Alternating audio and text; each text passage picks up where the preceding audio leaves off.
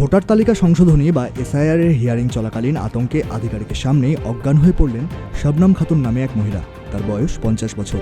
শনিবার হরিশ্চন্দ্রপুর 1 নম্বর ব্লকের এই ঘটনায় চাঞ্চল্য ছড়িয়েছে। অভিযোগ, 4 জনের পরিবারে 6 জন সদস্য দেখিয়ে নোটিশ পাঠানোয় নাম বাদ যাওয়ার আশঙ্কায় মানসিকভাবে ভেঙে পড়েন তিনি।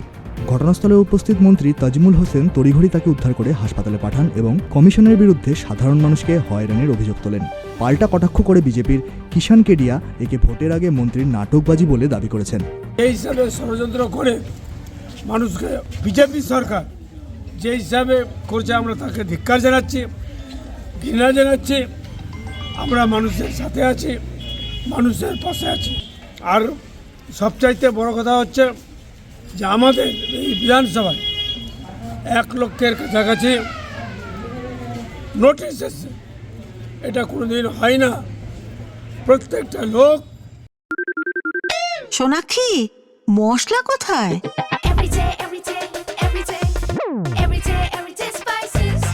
এভরিডে মশলা, দেশের স্বাদ। ভোট দিয়েছে 10 বার, তা সত্ত্বেও আজকে তাদেরকে নোটিশ দিয়েছে। আমরা বিজেপি সরকারকে ধিক্কার জানাচ্ছি। মানুষকে যেন বঞ্চিত না করে, মানুষকে যেন হয়রানির শিকার না করতে হয়, তার জন্য আমরা ঘৃণা জানাচ্ছি।